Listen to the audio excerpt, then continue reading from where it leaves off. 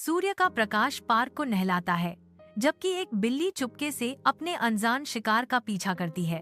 कबूतर चौंकर जम जाता है, धूप उसकी पंखों पर चमकती है। मैं तुम्हारा दोस्त बनना चाहता हूँ, दुश्मन नहीं।